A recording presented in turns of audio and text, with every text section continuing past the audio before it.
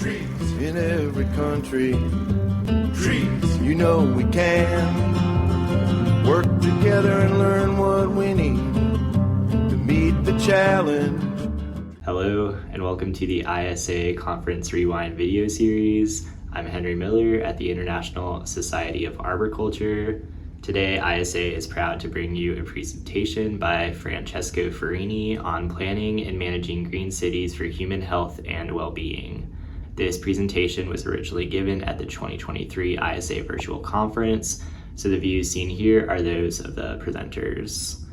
So, if you would like to learn about research trends related to green infrastructure and urban greening, as well as targets your city can reach to improve human health, I expect you'll like this presentation.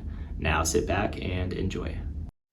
Hi all, my name is Francesco Ferrini. I work at the University of Florence in Italy, and today I will speak about planning and managing green cities for human health and well-being.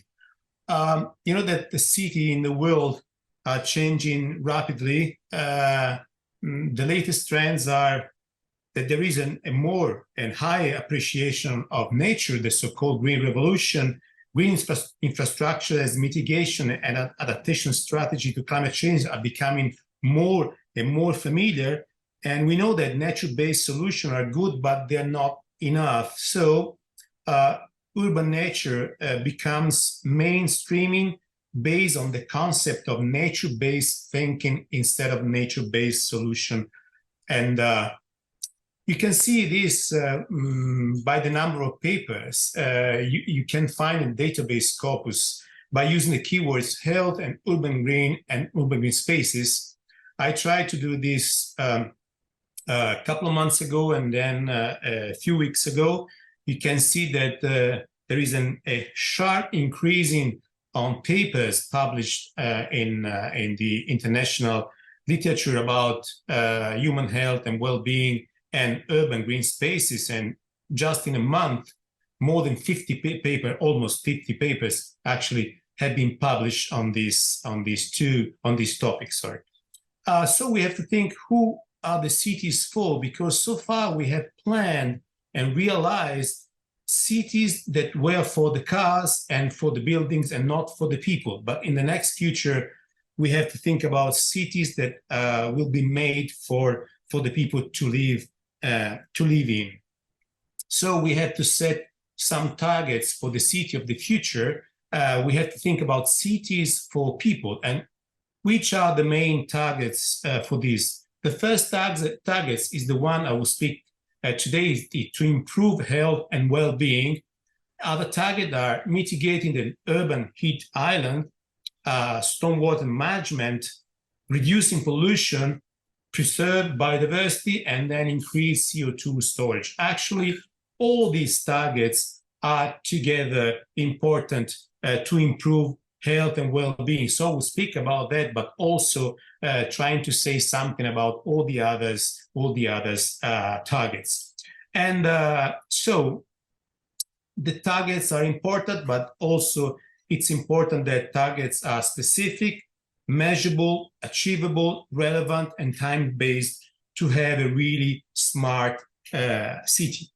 The first target is planning to mitigate urban heat island. For me and for people who live in the southern part of Europe and also in the southern part of the United States and other countries, urban heat island is becoming probably the most important problem to face now and to face in the next future.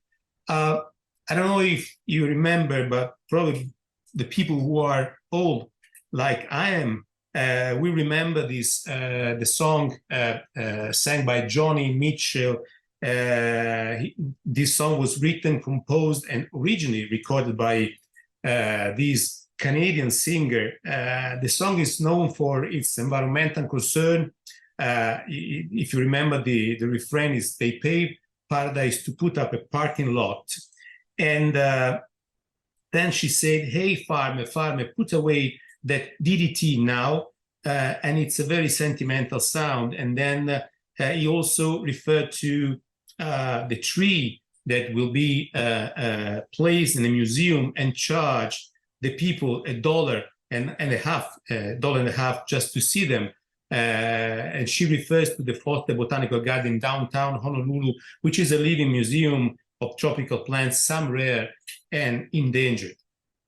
And you can see from this slide that there is a strict relationship between soil sealing and rising temperature. This is a research made by some colleagues of mine at the University of Florence and National Research Council that shows how with an increase of 20% of soil sealing, there is an increase of 0.6 degrees Celsius in surface temperature in Rome. And this is a very important change in land surface temperature all along the year. So the more paved, the more impermeabilized is the surface, the higher is the land surface temperature, which is quite obvious. And you see also the relationships that there is from the proportion of green infrastructure and the average additional heat. You know, the higher is the percentage of green infrastructure, the lower is the average additional heat. The difference is about 5 to 6 degrees centigrade, which is a very high difference. So trees can be a solution, but you know, how many trees, where to place these trees, and which species should be used to improve or to decrease the urban heat island. You see from these slides originally published by some authors in 2021, they compare the original landscape with some trees with the landscape with more trees, and the difference in the temperature is 2 degrees less. And by planting 20 more trees, but place them in a very strategical way, you can decrease the temperature 1 degree Celsius more, or 1.5 degrees Fahrenheit. So just planting trees can be a solution. It's a part of a solution because it's not so simple. Those who are involved in planting trees project all over the world know very well how difficult it's sometimes to get real good results. So planting trees is a very complex thing. We need to know what to plant, when to plant, how to plant, why plant, because there must be a reason why we should plant trees there or there, where to plant them, and who should be in charge of planting trees in our cities.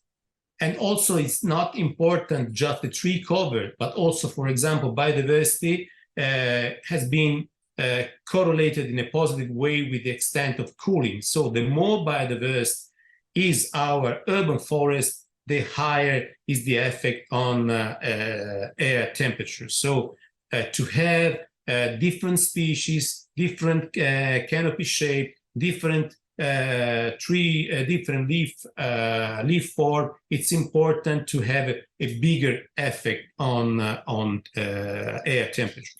And from this slide, you can see that it's a summary of the different findings of the effect of green space on cooling temperature in the city. You see that different shapes also of green areas are important to increase the effect on urban heat island. The same for the tree canopy. Different tree canopy shapes can have different results in terms of cooling, and also leaf trait identity. It's important. And also the tree size and the canopy density are important. It's quite, obvious that the bigger are the trees, and the higher is the effect on the reduction in roadside temperature. And at the same time, you can see that the canopy density is also important. So it's important to have big trees with a quite dense canopy to have a bigger effect on temperature reduction.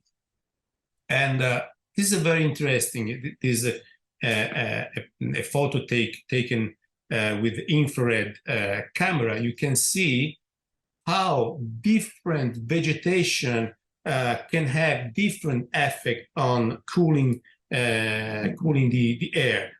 Just planting trees can reduce, in this research, can reduce 0.6 Celsius the temperature. Planting trees and shrubs can have a higher effect, 0.9, but trying to make a secondary forest has a much bigger effect, 1.7 degrees Celsius. It means that the difference between planting just trees or planting a secondary forest with trees, shrubs, and the understory vegetation has an effect which has 3 times as much of that obtained by just planting trees. We have done, and we're doing some research in my city, which is Florence in Italy. Florence is very hot in summertime, and especially with climate change, it's becoming hotter and hotter. This is a picture of the city. This part in blue is the biggest urban park in Florence. This is the downtown Florence, and this area is there where the fruit markets and other activities are carried out. And so, with some colleagues from the National Research Council, actually, this is their research. We tried to map the thermal hotspots and the urban microclimate in the city, and to run some models to have some regeneration scenario. You see, this is the area I mentioned, the fruit market with other industrial activity, which is the northwest part of the city. And this is the basic scenario, the improved scenario, and the green scenario. The results, as you can see in this picture that I have taken from these 2 papers published by this colleague here in Florence, you can see that the surface thermal hotspot areas, and especially industrial and commercial areas, mainly characterized by high artificial surface and low vegetation coverage, consistently affect the livability in urban areas. In these 2 studies, one of the warmest areas of Florence, as I say, the main agri-food market, was selected to perform 3 design mitigation scenarios: mitigation intervention by using 5-meter high trees, and then intervention with 10 meters high trees, and then intervention alternating 5 and 10 meters high trees. And just to go to the conclusion, they found actually very useful information for urban planners and landscape architects to plan targeted intervention aimed at mitigating the urban thermal anomalies in these industrial areas, because just by adding some trees, the temperature, as you can see in the surface temperature ex post scenario, was lowered in several parts of this area. This is the research we have done. We have finished actually 2 years ago. It's a live project funded by European Union. The name is Urban Green. You can find all the information through the internet. We measured the transpiration and microclimate improvement in Rimini, which is a small city in central Italy, and in Krakow, which is a much bigger city in Poland.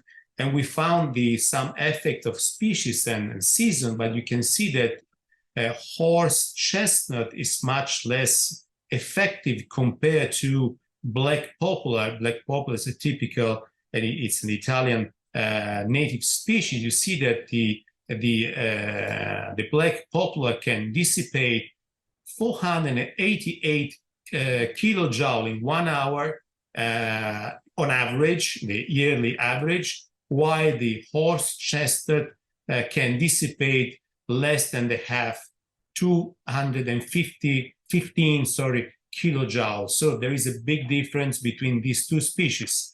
The message is that if you want to reduce urban heat island effect, it's much better to use black poplar instead of using horse chestnut.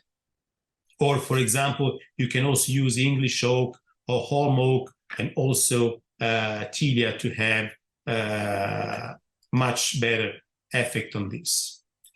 Another research we have done, it has been presented to several conferences all over the world, even at the ISA conference a couple of years ago. It was funded by the Tree Fund.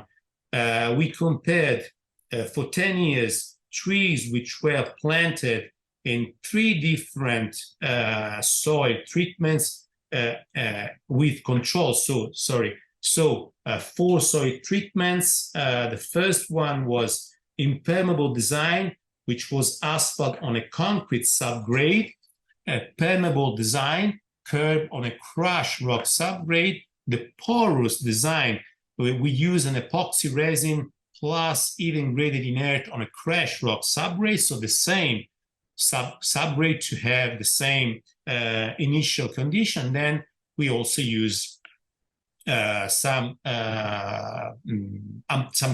control plots with unpaved areas.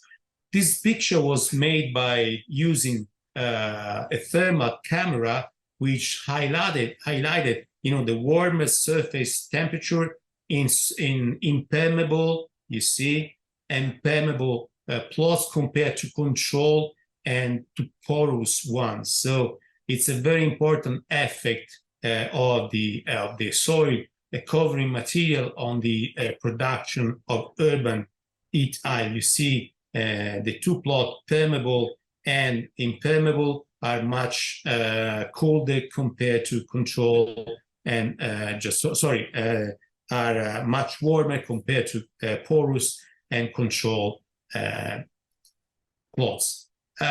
We have harvested 10 years of data, but probably this picture and this one can show exactly what happened.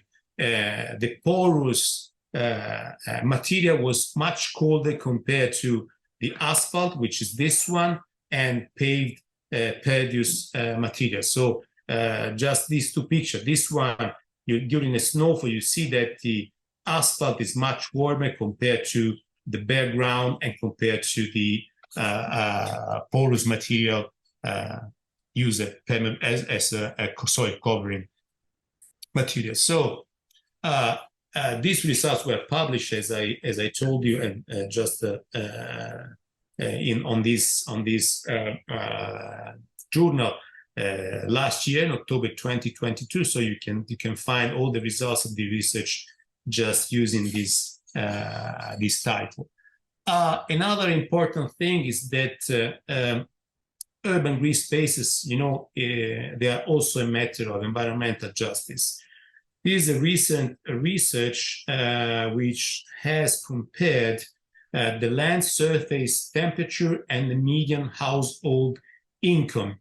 You can see how the household income is inversely correlated with land surface temperature. The higher is the household income, the lower is the land surface temperature. So it means that people who are on the poor side of the society are also those who are experiencing a higher effect of urban heat island. Another important target to meet is to reduce pollution. On average, 1 square centimeter of leaf area absorbs between 10 and 70 milligrams of particulate matter per year. And generally speaking, broadleaf trees are generally more effective than conifers, and evergreens are more effective than deciduous species, which is quite intuitive, And but but air pollution is a big problem in some part of Europe. You see this map of Europe, and you can easily see how Poland, the Balkanic countries, and the north part of Italy are the most polluted areas in Europe, with values which are much higher than the level which was, sorry, my mouse is very sensitive, which were considered as a safe air recommendation by the World Health Organization in 2021. And you see that according to these papers, 98% of Europeans breathe in highly damaging polluted air, linked to 400,000 deaths a year. It means people who die before 70 because of problems related to pollution.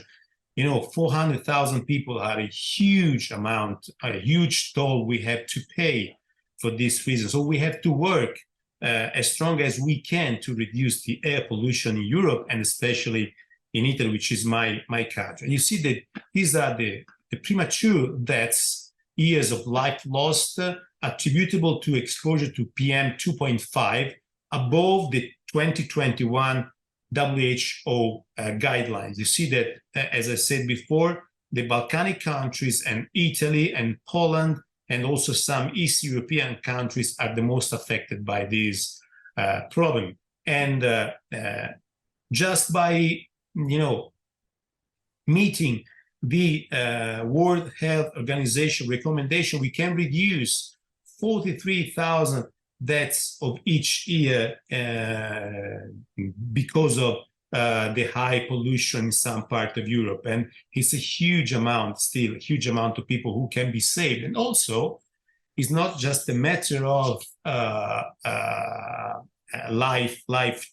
death toll, but also you see from this slide how many hours of risk per person per year, which are increasing from 1990, especially in the southern part of Europe, Spain, Italy, Greece, and south of France, and so on, and also some other part in Europe. You see that the amount of hours increased from 350 in 1990 to 600 in 2022. Still a huge increment. We have to work to reduce as much as we can. So we need more trees in our city soon.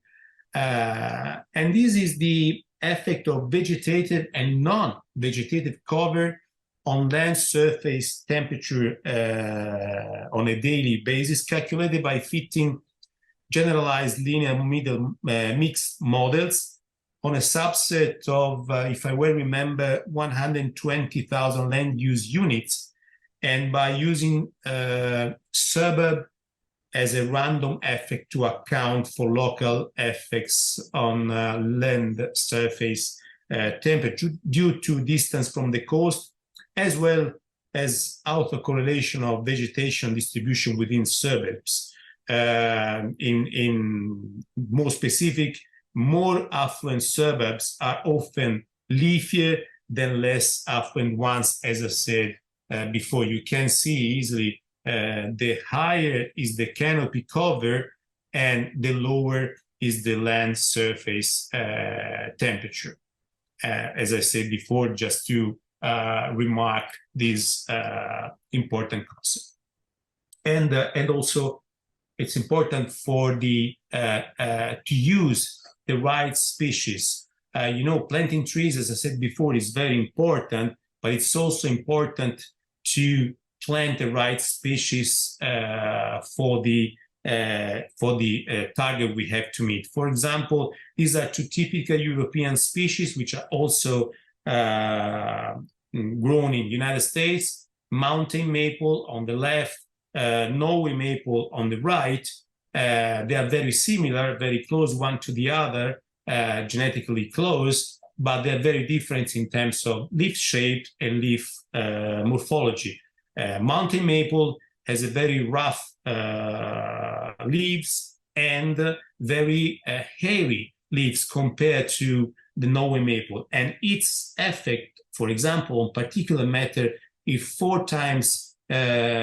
to 4 times better than a Norway maple. So if you want to reduce PMX from the air, it's much better to use mountain maple or species similar with very rough leaves and very hairy leaves instead of using tree species which have very smooth leaves without any air.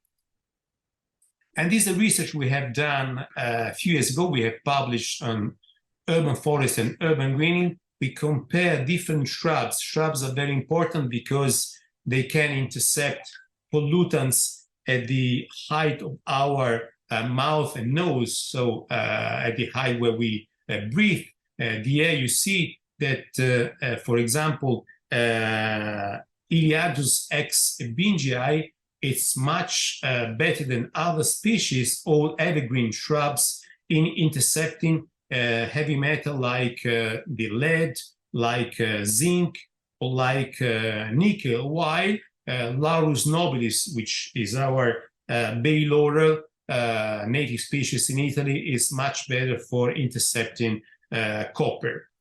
Another research we have done, you see my name on the authors of this research, we compared the air pollution deposition by a roadside vegetation barrier made of different species with different density, different distance from the road, at different height. And what we have found out of this research is that, as you can see in the summary of this research, that a higher leaf area index induced a higher deposition, while planting density was not so important.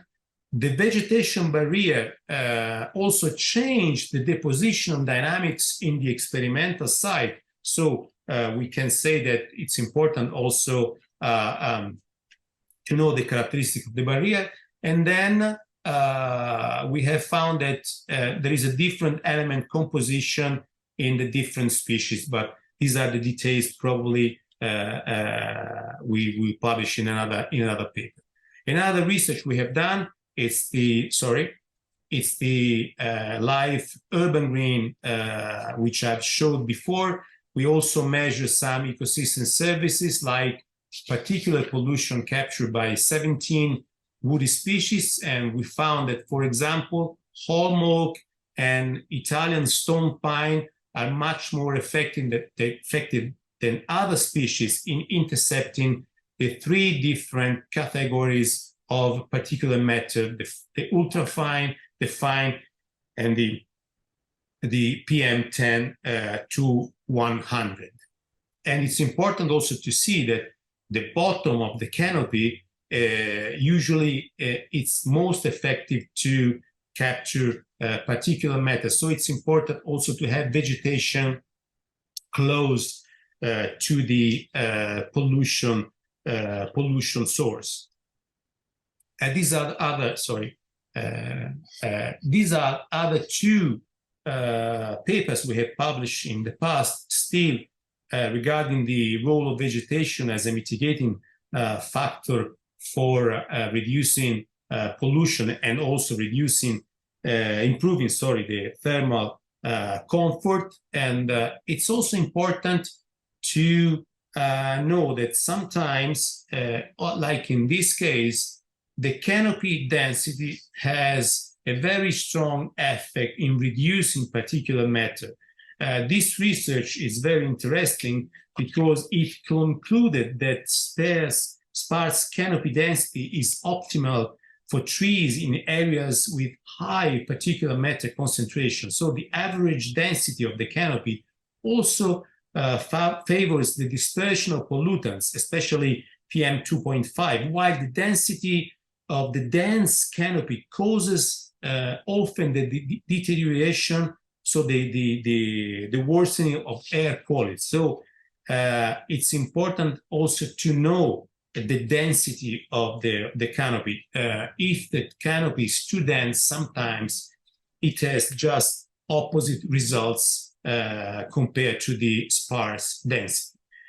And also it's important that there is a correlation between the air pollution and the air temperature. You see, this research is very important.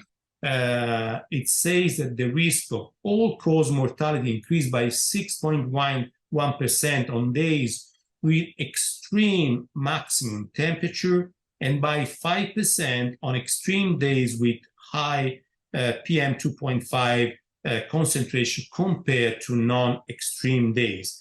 But the risk increased by 21% on days with exposure to both extreme maximum temperature and PM 2.5. So the increase in this case of cardiovascular and respiratory mortality on days of extreme co-exposure was 29.9% and 38% respectively, and was greater than the sum of the individual effect of extreme temperature and PM 2.5.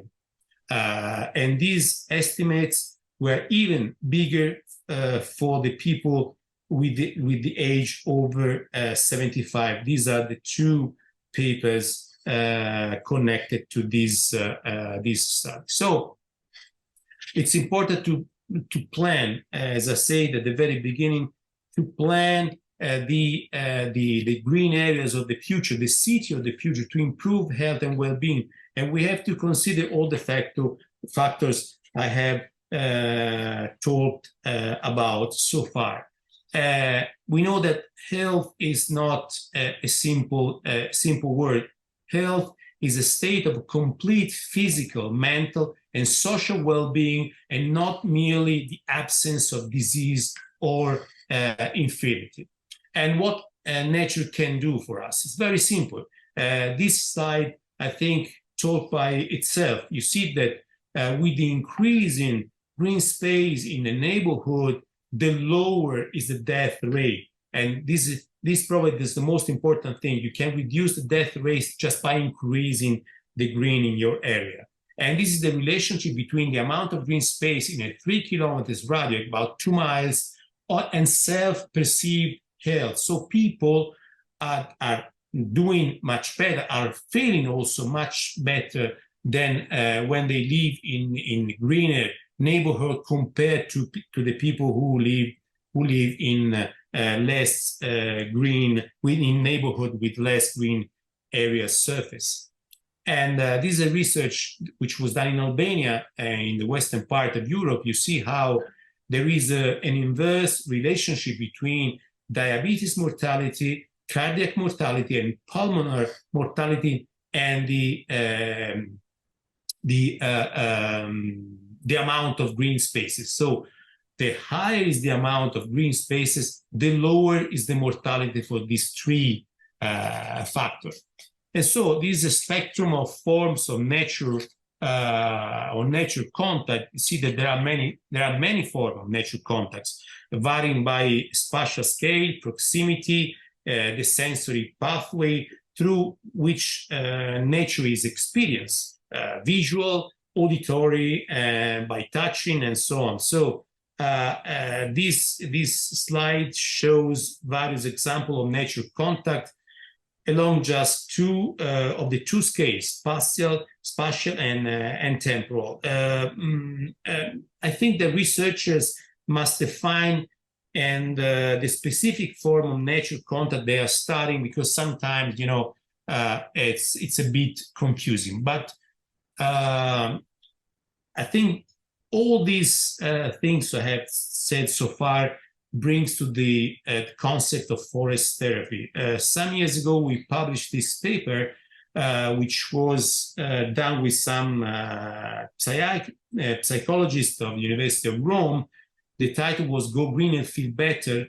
And we found that there was a positive effect of biodiversity on the well-being of individuals So also biodiversity, and we'll see at the end of this presentation, it's very important for improved health and well-being.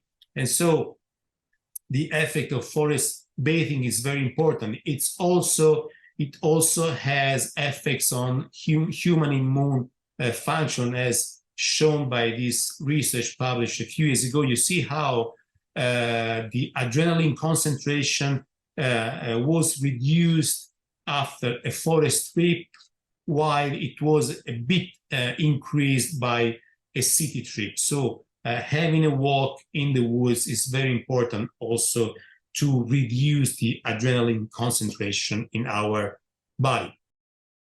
Then we have to plan for stormwater management. We have a big problem, of flooding in several cities. Some weeks ago, I have seen some video and picture of New York, which was flooded. Unfortunately, my country was severely hit by some local floods, which also caused some deaths. And we have to think about urban green areas like a green filter instead of having cities which are a gray funnel. We have planned cities in the past to, allowing pollution and toxins to be washed as fast as possible into our waterways, and also with this we lost and we are losing a lot of water that can be stored and then reused for irrigation during the driest months. So we have to improve the filtering effect of soil and vegetation, and that in this way rainwater can slowly sink into the ground. And in the planning and design process of future city, we have to think about reducing the impacts by reducing soil sealing and soil covering, because these will negatively affect the urban heat island, will negatively affect also the pollution, the pollutants concentration, and also will have negative impacts on stormwater management, as you can see in this slide from this publication. And so it's also important, the species, rainfall interception depends on tree management, bark characteristics, leaf insertion angle, leaf type, and canopy shape. And for example, runoff can be reduced with larger trees compared to small trees, and with a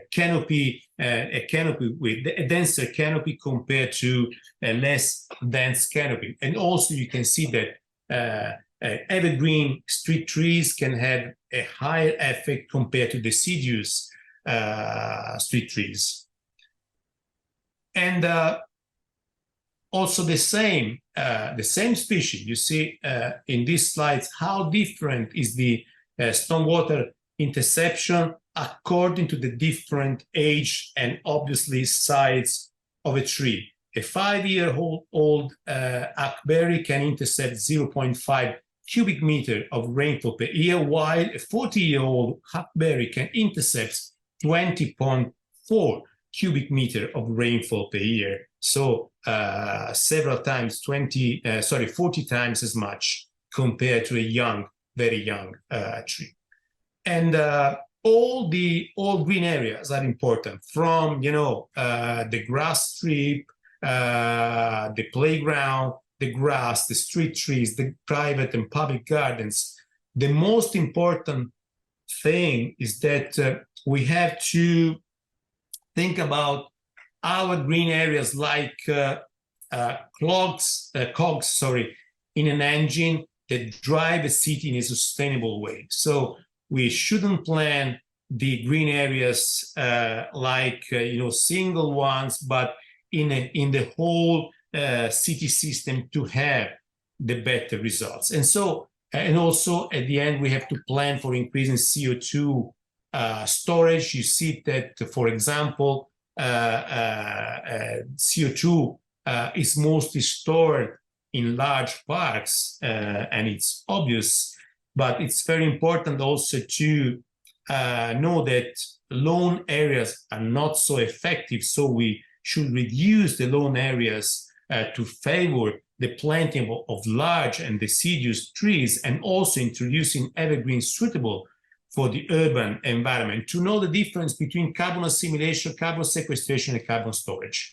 And still, the same project was a huge project with some colleagues from the University of Milan, University of Krakow, and local municipalities. You see how, for example, also in this case, black poplar and English oak were much more effective in CO2 assimilation, sequestration, and storage compared to box elder or horse chestnut, and still the same papers I showed you before. And this is in Rimini, this was in Krakow. You see also in Krakow, black poplar, English oak were much more effective compared to horse chestnut, and in this case, compared to rowan.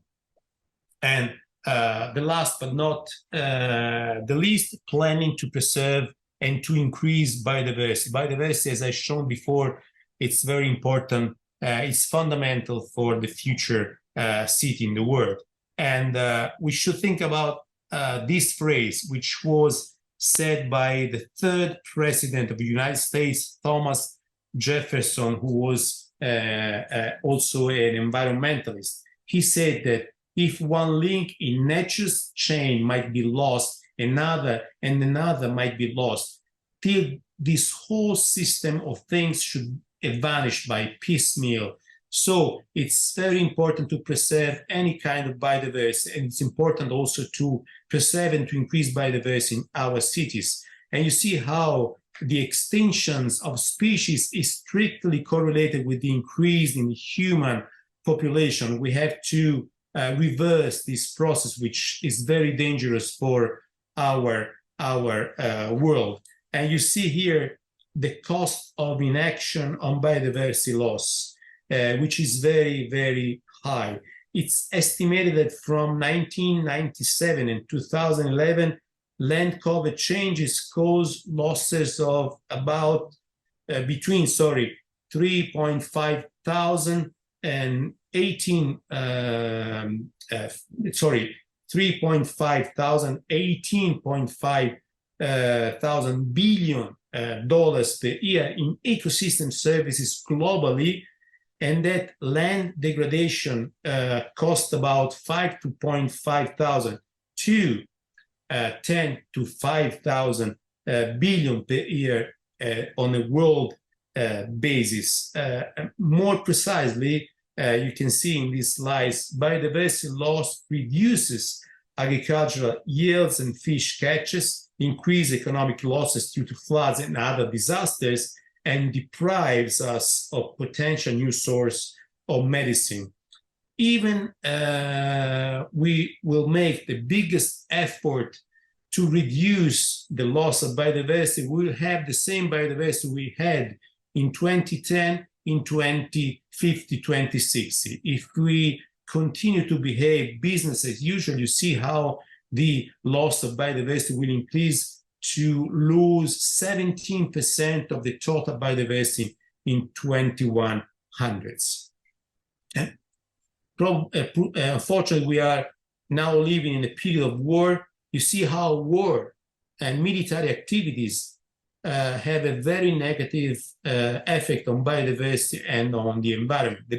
We can say that the biodiversity is the silent victim of war, and we don't know how much biodiversity we will lose when these wars in the world will be finished. And we're doing something at the national level. There is a huge research plan in Italy with the fund provided by the recovery plan of the European Union. Last year was funded the National Biodiversity Future Center with different area resources, integrated design, evaluation of the effect, monitoring, restoration, and sustainable management. There is a spoke 5, which is on urban biodiversity, coordinated by the University of Milan. I'm coordinating the unit in Florence. You see, we are comparing different species, mainly native species, according to their drought tolerance, pollution tolerance, and so on. And then we will plant these species in different areas in central and north and the south of Italy, trying to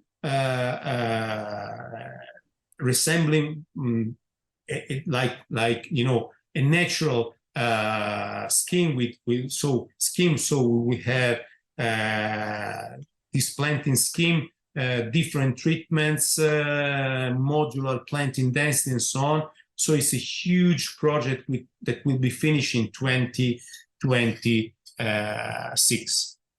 And then we have another project, 10,000 trees for Padua, which is in the northeast part of Italy. We started last year by planting all these trees in different parts of the city. The most important thing is to have the highest biodiversity as possible. So several species were planted in different parts of the city, and now we are checking the ecophysiological performance and the ecosystem services provided by these trees. We have different also experiment, the effect of nursery production method on growth and physiology, effect of pruning and transplanting, and then a quantification of some ecosystem services on environmental regulation of some tree species. So the end is, let's plant more trees. As I said before, it's not an easy task, also because we have to think about the regeneration of some city. And regeneration does not mean to redevelop or to rebuild or to repair, because the goal, as I have written in this slide, the goal of the urban regeneration is to help make cities sustainable and more on a human scale, limiting soil consumption, or to depale built areas. So we need to reshape the cities, changing from gray to green. The first thing is to avoid the impacts, and we should preserve natural features by using conservative planning techniques. Second,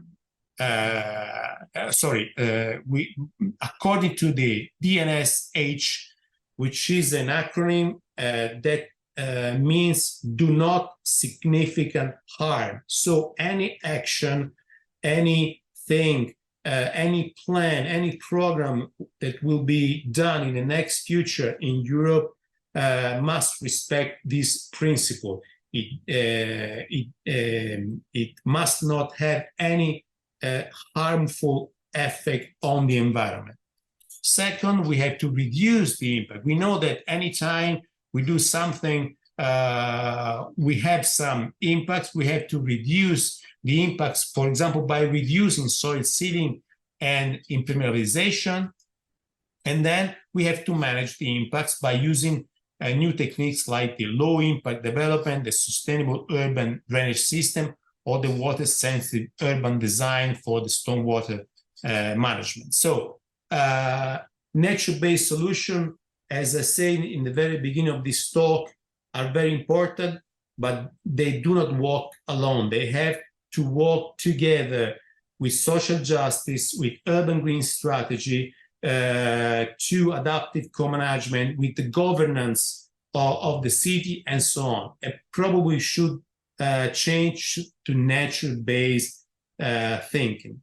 So our challenge is to strategically expand the urban forest and to provide our community, particularly the vulnerable, with healthier, happier, and enriched lives. And for this, we need knowledge from different subjects. So not just knowledge about trees, about tree physiology, tree management, so on, but we have to cooperate with other people who work on well-being, who have knowledge about economy, landscape, hydrology, psychology, sociology, and so on.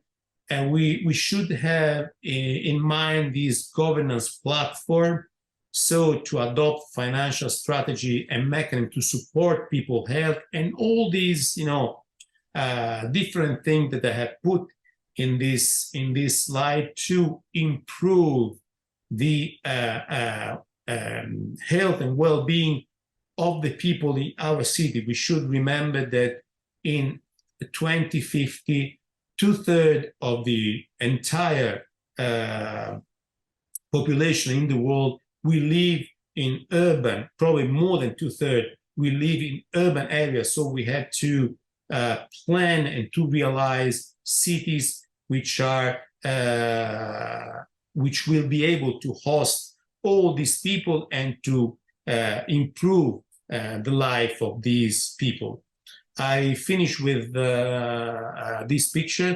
I'm the editor of together with a colleague from University of Milan, of this new journal, Frontiers in Horticulture. I'm also working for arboriculture and urban forestry. So I encourage the researcher to submit papers to this journal, to have their papers published and to let us know about their research. And so I'm not sure if I have to thank you for your attention or if I have to thank you for not sleeping during my presentation. But anyway, really thanks for being listening to this long talk. Trees in every country. Trees, you know we can work together and learn what we need to meet the challenge.